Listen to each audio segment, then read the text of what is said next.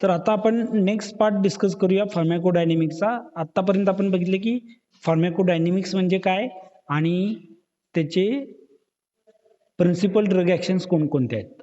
Now we are going to discuss about next part of pharmacodynamics, that is mechanism of action. काय आपण discuss करणार आहे? Mechanisms of action म्हणजे drug कुठल्या मेकॅनिझमनं ॲक्ट होऊ शकतो. लर्निंग आउटकम्स बघा काय काय आहेत.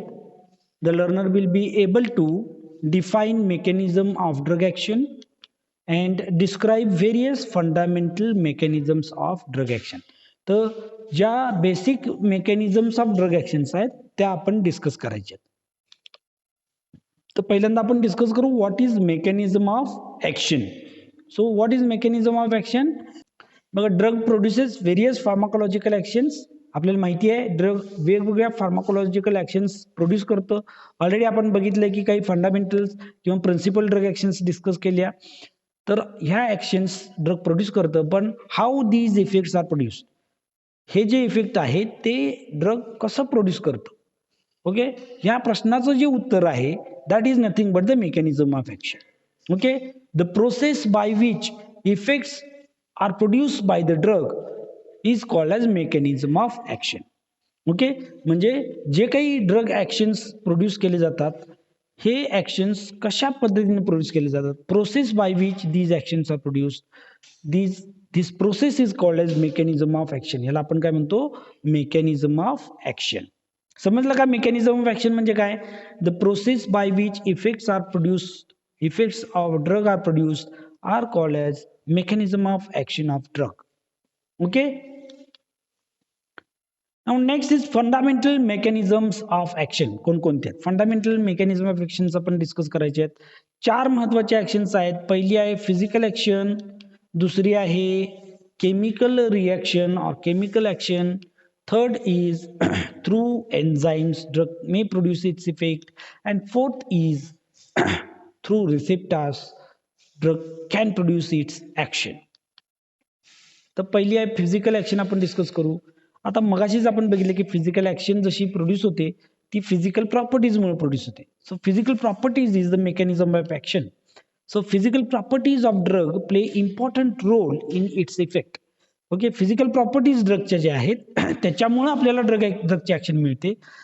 याला आपण फिजिकल ॲक्शन किंवा फिजिकल ॲक्शन ही मेकॅनिझम ॲक्शन म्हणतो. एक्झाम्पल्स बघा, bran and dimethicone act because of their mass. म्हणजे ब्रान जे आहे किंवा डायमेथिकोन आपण जे वापरतो लॅक्झेटिव्ह म्हणून वापरतो, तर ते काय होतं आपल्या इंटेस्टाईनमध्ये गेल्यानंतर ते वॉटर ॲब्सॉर्ब करतं. वॉटर ॲब्सॉर्ब केल्यामुळे तिचा व्हॉल्यूम वाढतो, मास वाढतो आणि त्याच्यामुळे पेरिस्टाल्सिस मुवमेंट वाढते आणि लॅक्झेटिव्ह इफेक्ट आपल्याला मिळतो. दुसरा आहे magnesium sulphate, mannitol. They act due to their osmotic activity. म्हणजे त्यांच्यामध्ये ऑस्मॉटिक प्रेशर जनरेट करण्याची ॲबिलिटी आहे आणि याच्यामुळं आपल्याला मॅग्नेशियम सल्फेट असेल किंवा मॅनिटॉल असेल याचे जे काही इफेक्ट आहेत, जे काही ॲक्शन्स आहेत त्या मिळतात. Okay, I-131 that is the radioactive isotope of iodine, it act due to the radioactivity. तर रेडिओ ॲक्टिव्हिटीमुळे हे ॲक्ट होतं. तर हे it emits various rays from the that isotope, and because of that rays it produce hazardous effect, cytotoxic action on the organs of our body or cancerous cells. तर हे सायटोटॉक्सिक action मिळते आपल्याला, पण कशामुळं? रेडिएशन्स एमिट केल्यामुळं. Radio activity म्हणजे radiation emit करणं, याच्यामुळे आपल्याला हा इफेक्ट मिळणार आहे. तर दुसरी मेकॅनिझम ऑफ ॲक्शन आहे chemical reaction. Chemical reaction with the biomolecules. आपल्या बॉडीमध्ये जे बायोमॉलिक्युल्स तयार केले जातात किंवा इंडोजिनसली रिलीज सबस्टन्सेस असतात यांच्याबरोबर ड्रग केमिकली रिॲक्ट होतो आणि त्यांना इनॲक्टिव्ह करतो किंवा त्यांची ॲक्टिव्हिटी थांबवतो. याला आपण केमिकल ॲक्शन किंवा केमिकल रिॲक्शन असं म्हणतो. ओके, एक्झाम्पल्स काय आहेत बघा. अँटासिड्स न्यूट्रलायझेस गॅस्ट्रिक हायड्रोक्लोरिक ॲसिड. हे आपण आत्ताच बघितले की अँटासिड्स काय करतात, GIT मध्ये गॅस्ट्रिक HCl जे आहे याला न्यूट्रलाइज करण्याची ॲबिलिटी या अँटासिड्समध्ये असते. परत KMNO4 असेल किंवा I2 म्हणजे iodine produces germicidal effect due to oxidising reaction. तर ते आपल्या म्हणजे आता मोस्टली जर्मिसायडल म्हणजे जर्म्समध्ये जातात. जर्म्समध्ये गेल्यानंतर जर्म्समध्ये जे काही काय आहेत बायोमॉलिक्युल्स आहेत याच्याबरोबर हे रिॲक्ट होतात, त्यांचं ऑक्सिडायझेशन करतात आणि त्या जर्मला किल करतात. तर अशी ॲक्शन आपल्याला मिळते KMnO4 किंवा आयोडीनमुळे. Acidifying and alkalizing agents react with body vapors and alter pH of the urine. The acidifying agent युरिनचा pH acidify करतात. अल्कलायझिंग एजंट युरिनचा pH अल्कलाइन करतात किंवा बेसिक करतात. आणि हे खूप महत्त्वाचं आहे. हे आपल्याला कधी उपयोगाचं येणार आहे, ज्यावेळी पॉयझनिंग झालं असेल, ॲसिडिक किंवा बेसिक ड्रगचं पॉयझनिंग झालंय त्यावेळी आपल्याला हे युरिनचा pH आपल्याला चेंज करावा लागतो. तर हे ड्रग्स अशा पद्धतीने ऍक्ट होतात. नेक्स्ट आहे drug can act through the enzymes. Drug कसा ऍक्ट होऊ शकतो? एन्झाईम्स थ्रू ऍक्ट होऊ शकतो. ओके, म्हणजे all biological reactions are catalysed by enzymes. सगळ्या बायोलॉजिकल रिॲक्शन्स कोणामुळे कॅटलाइज होतात? एन्झाईम्समुळे कॅटलाइज होणार आहेत. आपल्याला माहिती आहे in physiological condition rate of enzyme activities are optimum. म्हणजे फिजिओलॉजिकल कंडिशन्स आपण जर घेतल्या, नॉर्मल कंडिशन्स बॉडीच्या जर घेतल्या, तर त्या कंडिशनमध्ये एन्झायमॅटिक रिॲक्शनचा रेट जो आहे तो काय असणार आहे? ऑप्टिमम असणार आहे, म्हणजे मॅक्झिमम असणार आहे. ओके, मग ड्रग काय करतील? Drug either increases the activity of enzyme or decreases the rate of activity of enzyme. Okay, म्हणजे ड्रग काय करेल? आयदर एन्झाईमची ऍक्टिव्हिटी वाढवेल किंवा एन्झायमॅटिक रिॲक्शनची ऍक्टिव्हिटी कमी करेल. ओके, मग आपण पहिल्यांदा बघू वाढवणं म्हणजे stimulation. Stimulation of enzymatic activity. This stimulation of enzymatic activity takes place mainly by endogenously released substances. म्हणजे आपल्या बॉडीमध्ये काही सबस्टन्सेस रिलीज केले जातात आणि या सबस्टन्सेसमुळं काय होतं? एन्झाईमचं ऍक्टिव्हिटी स्टिम्युलेट झालेली आपल्याला बघायला मिळते. Okay, mostly ड्रग्समुळं enzymatic activity stimulate होण्याची शक्यता कमी असते. तर एंडोजेनसली रिलीज सबस्टन्सेस जे आहेत यांच्यामुळं ड्रग एन्झाईमची ऍक्टिव्हिटी वाढू शकते. म्हणजे बघा एपिनेफ्रिन आहे विच स्टिम्युलेट्स ॲडिनिल सायक्लेज. तर एपिनेफ्रिन आपल्या बॉडीमध्ये रिलीज होतं आणि याच्यामुळे ॲडिनिल सायक्लेज एन्झाईम स्टिम्युलेट झाले आपल्याला बघायला मिळेल. नंतर epinephrine is endogenously releasing neurotransmitter. Epinephrine हा एंडोजिनसली रिलीजिंग न्यूरोट्रान्समीटर आहे आणि तो ह्या ॲडिनिल सायक्लेज एन्झाईमला स्टिम्युलेट करतो. ओके, तर मोस्टली ड्रगमुळं असं स्टिम्युलेशन होण्याचं प्रमाण कमी आहे. Okay, stimulation of enzymes by drug is rare. एन्झाईमचं स्टिम्युलेशन ड्रगमुळं होणं ही रेअर घटना आहे, म्हणजे कमी प्रमाणामध्ये होऊ शकतं. पण एन्झाईमचं इनिबिशन मात्र जास्त प्रमाणामध्ये होऊ शकतं. इनिबिशन म्हणजे इनिबिशनचा अर्थ काय? मी मागं सांगितलंय तुम्हाला, stoppage blockage of activity. Okay, so inhibition by drug is common. ड्रगमुळं एन्झाईमची ऍक्टिव्हिटी इनिबिट होण्याची शक्यता जास्त आहे. स्टिम्युलेशन होण्यापेक्षा इनिबिट होण्याची शक्यता जास्त आपल्याला बघायला मिळते. एक्झाम्पल्स बघा, फायसोस्टिग्मिन कॉम्पिट्स विथ ॲसिटिलकोलिन फॉर कोलिनिस्टरेज एन्झाईम. तर फायसोस्टिग्मिन आपण बाहेरून घेतलेला ड्रग आहे आणि हा आपल्या बॉडीमधल्या ॲसिटिलकोलाइन नावाच्या न्यूरोट्रान्समीटर बरोबर कॉम्पीट करतो to get bind with the cholinesterase enzyme. आणि मग कोलिनिस्टरेज एन्झाईमला ॲसिटिलकोलिन बाइंड होऊ शकत नाही आणि कोलिनिस्टरेज एन्झाईमची ऍक्टिव्हिटी होणार नाही आणि ॲसिटिलकोलिनची ऍक्टिव्हिटी वाढायला लागते. Okay, sulphonamides compete with PABA for folate synthetase enzyme. तर पॅरा अमायनो बेन्झोइक ऍसिड पासून फोलिक ऍसिड तयार करण्याची ॲबिलिटी मायक्रो ऑर्गॅनिझम्समध्ये असते आणि त्यांच्यामध्ये हे फोलेट सिंथेटेज नावाचे एन्झाईम असतं. या फोलेट सिंथेटेजला पाबा बाइंड होऊन त्याच्यापासून फोलिक ऍसिड तयार होत असतं. पण ज्यावेळी आपण सल्फोनेमाइड्स देतो आपल्या बॉडीमध्ये त्यावेळी सल्फोनेमाइड्स त्या मायक्रो ऑर्गॅनिझममध्ये जातात आणि तिथल्या या फोलेट सिंथेटेज नावाच्या एन्झाईमला बाइंड होतात आणि ते पाबाला तिथं बाइंड होऊ देत नाहीत आणि मग त्याच्यामुळे फोलिक ऍसिड सिंथेसिस होणार नाहीये. आता सगळ्यात जास्त ऍक्सेप्टेड मेकॅनिझम ऑफ ऍक्शन जर कुठलं असेल तर ते आहे through receptor. Drug produces its effect through the receptor. Drug ते कशा थ्रू ऍक्शन प्रोड्यूस करतो? रिसेप्टर थ्रू ऍक्शन प्रोड्यूस करतो. हे वाईडली ऍक्सेप्टेड थेअरी आहे. तर रिसेप्टर्स म्हणजे काय बघा पहिल्यांदा. रिसेप्टर्स म्हणजे काय आहेत? These are the specific macromolecular components or binding sites on them. म्हणजे हे स्पेसिफिक मॅक्रोमॉलिक्युलर काय आहेत? कॉम्पोनंट्स आहेत किंवा बाइंडिंग साइट्स आहेत त्याच्यावरच्या. Okay, present on the cell wall or inside the cell. म्हणजे हे रिसेप्टर कुठे प्रेझेंट असू शकतात? सेल वॉलच्या वर प्रेझेंट असू शकतात, सरफेसवर, किंवा सेलच्या आतमध्ये सुद्धा असू शकतात. म्हणजे सेल वॉलच्या सरफेसवर किंवा आत असणारे मॅक्रोमॉलिक्युल्स किंवा त्या मॅक्रोमॉलिक्युल्सवर असणारी बाइंडिंग साइट, त्याला आपण काय म्हणतो? Receptor. Okay, now these receptors are regulating critical functions of the cell or tissue or organ of our body. लक्षात घ्या, मग हे रिसेप्टर काय करत असतात? काही क्रिटिकल फंक्शन्स रेग्युलेट करत असतात. आणि मग हे ड्रग काय करतं? या रिसेप्टरला बाइंड होतं आणि ह्याची फंक्शनल ॲबिलिटी आयदर वाढवतं किंवा कमी करतं. आणि त्याच्यामुळे आपल्या बॉडीमध्ये ऑनगोईंग ऍक्टिव्हिटीचा रेट काय होतो? कमी होतो किंवा जास्त होतो. आणि मग आपण म्हणतो की ड्रगचा इफेक्ट आपल्याला मिळालेला आहे. Okay, many drug act through binding and interacting with them. बरेच ड्रग काय होतात? ह्या रिसेप्टरला बाइंड होतात आणि त्याच्याबरोबर इंटरॅक्ट होतात आणि ऍक्शन प्रोड्यूस करतात.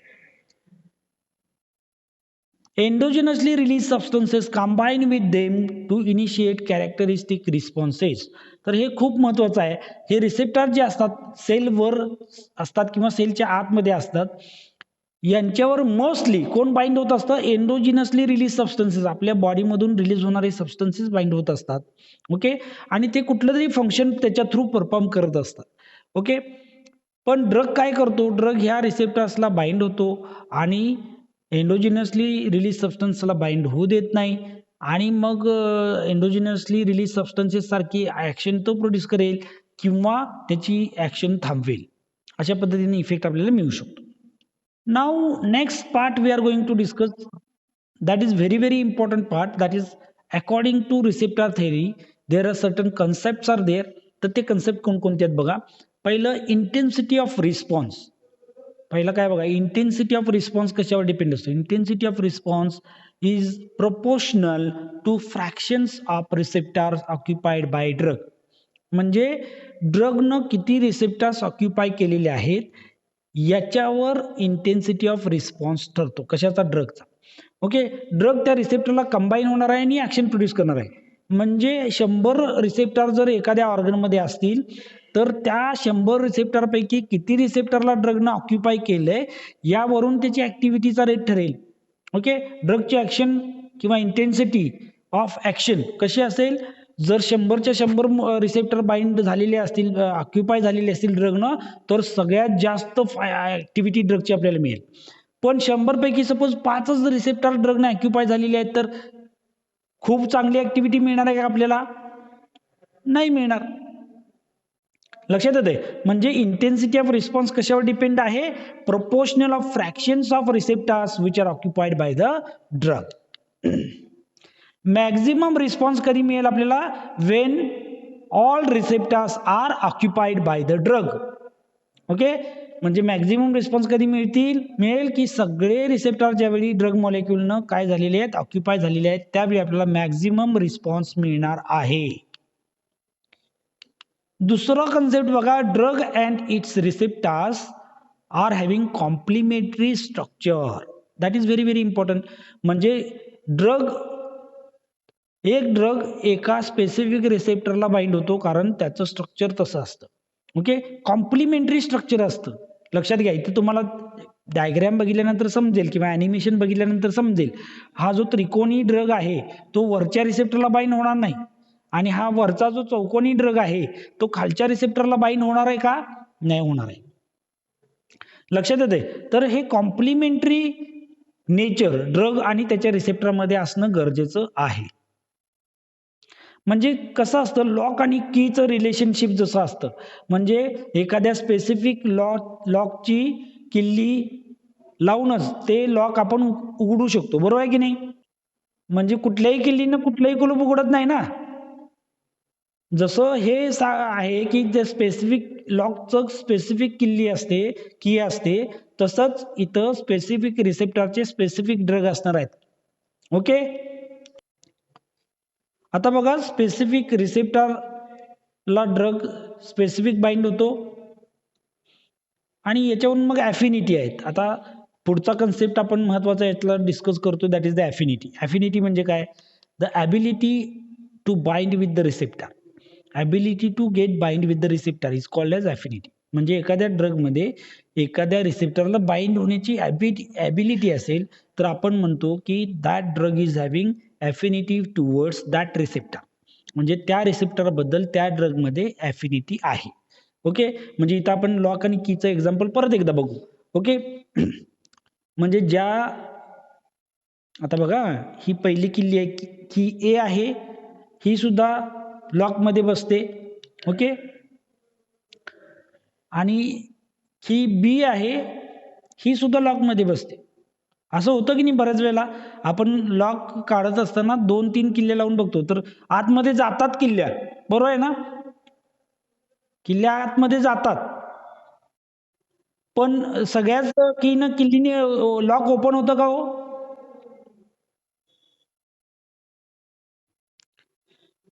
म्हणजे इथं लक्षात घ्या key A is having ability to bind with the receptor और fit in the lock. Okay. Key B is also having ability to fit in the lock. तसंच ड्रग असू शकतो. ड्रगला बाइंड होण्याची ॲबिलिटी, याला आपण ॲफिनिटी म्हणतो. म्हणजे आपण काय म्हणू की A and key B both are having affinity towards the lock. Key A आणि की बी या दोन्हीमध्ये ॲफिनिटी आहे. कशासाठी? लॉकसाठी. समजतंय का ॲफिनिटी म्हणजे काय? Ability to get bind with the receptor. रिसेप्टरला बाइंड होण्याची ॲबिलिटी, याला आपण ॲफिनिटी म्हणायचं. ओके. म्हणजे a drug is having affinity to bind with the receptor R. A drug is having affinity to bind with the receptor R. Similarly, B drug is also having ability to bind with the receptor R. म्हणजे a drug सुद्धा bind होऊ शकतो आणि बी drug सुद्धा bind होऊ शकतो. म्हणजे आपण म्हणू शकतो की A drug and B drug both are having affinity towards the receptor. दोन्ही ड्रग मध्ये रिसेप्टर आर बद्दल काय आहे? ॲफिनिटी आहे. पुढचं टर्म आहे इफिकसी. पुढची टर्म कुठली आहे? इफिकसी. इफिकसी म्हणजे काय बघा, ability of drug to activate receptor or associated cell activity after binding with it. म्हणजे आपण मगाशी बघितले ॲफिनिटी आहे, म्हणजे ड्रग त्या रिसेप्टरला बाइंड झाला. बाइंड झाल्यानंतर तो जर त्या रिसेप्टरची ॲक्टिव्हिटी, जी नॉर्मल त्याची ॲक्टिव्हिटी आहे, रिसेप्टर बरोबर असोसिएटेड जे फंक्शन आहे, म्हणजे रिसेप्टरला एन्डोजिनस सबस्टन्स बाइंड झाल्यानंतर जे काही फंक्शन तो रिसेप्टर करतोय, ते फंक्शन परफॉर्म करण्याची ॲबिलिटी पण असली पाहिजे, तर त्याला आपण इफिकसी म्हणतो. लक्षात येते का बघा? म्हणजे आपण लॉक आणि कीचं एक्झाम्पल परत एकदा घेऊ. बघ, की ए लॉकमध्ये इन्सर्ट होते आणि की ए फिरल्यानंतर काय होतं? लॉक ओपन होतं. लॉक ओपन झालेलं आपल्याला बघायला मिळालं. ओके. तेच आपण बघूया की बी ॲफिनिटी आहे की बीला सुद्धा, पण की बी फिरवल्यानंतर लॉक ओपन मात्र होत नाही. म्हणजे ॲक्टिव्हिटी परफॉर्म करत नाही आहे ते. लक्षात येते का? म्हणजे की ए त्याचं फंक्शन परफॉर्म करते, की बी त्याचं फंक्शन परफॉर्म करत नाही. फक्त बाइंड होईल पण ॲक्टिव्हिटी देणार नाही. असं असेल तर इफिकसी नाही म्हणायचं. बाइंड होऊन ॲक्टिव्हिटी देणं, जी फिजिओलॉजिकल ॲक्शन आहे त्या रिसेप्टरची ती प्रोड्यूस करणं, याला आपण इफिकसी असं म्हणतो. Okay. Ability of drug to activate receptor or associated cell activity after binding with the receptor, किंवा ability of drug to produce physiological response after binding with the receptor is called as efficacy. मग त्याला आपण efficacy म्हणतो. परत इथं बघा, ॲड्रेनलिन आहे. ॲड्रेनलिन या बीटा रिसेप्टर, हार्टवरच्या बीटा रिसेप्टरला बाइंड होतं आणि ॲड्रेनलिन या बीटा रिसेप्टरला बाइंड झाल्यानंतर हार्ट रेट वाढतो. हार्ट रेट काय होतो? वाढतो. तर ह्या बीटा रिसेप्टरचं काम काय आहे? ॲड्रेनालिन हा इंडोजिनसली रिलीज सबस्टन्स आहे. हा ॲड्रेनालिन ज्यावेळी बीटा रिसेप्टरला बाइंड होतो, हार्ट रेट वाढतो. मग तसाच जर आपण बघितलं की ड्रग प्रोप्रॅनिलॉल आहे, याच्यामध्ये सुद्धा काय आहे? बीटा रिसेप्टरला बाइंड व्हायची ॲबिलिटी आहे, पण प्रोप्रेनिलॉल तिथं बाइंड झाला की हार्ट रेट वाढत नाही, म्हणजेच त्याच्यामध्ये इफिकसी नाही आहे. ॲड्रेनालिनमध्ये काय आहे? ॲफिनिटी पण आहे, इफिकसी पण आहे. आणि प्रोप्रेनिलॉलमध्ये ॲफिनिटी आहे पण इफिकसी नाही आहे. लक्षात येत आहे? मग आपण या दोन टर्म्स आपल्याला जेव्हा समजल्या त्याच्यानंतर आपण पुढची टर्म आपण बघतोय, that is the agonist. Agonist म्हणजे काय?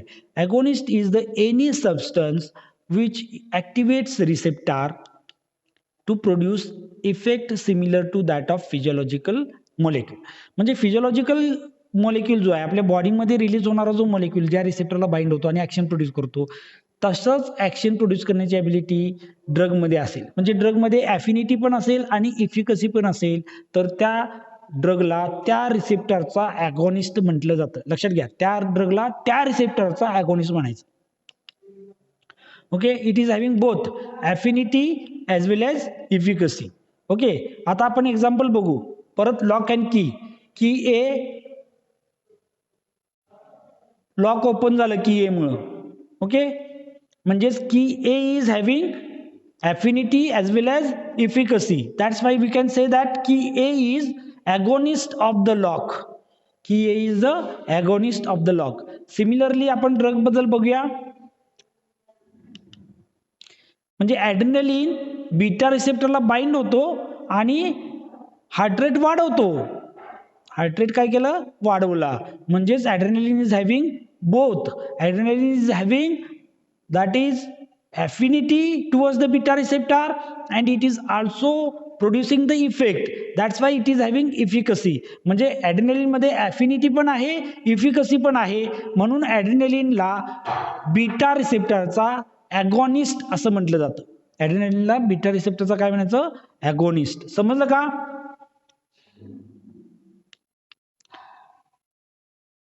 ओके, आता नेक्स्ट जो आहे आयसोप्रिनेलिन बघा. आयसोप्रिनेलिन सुद्धा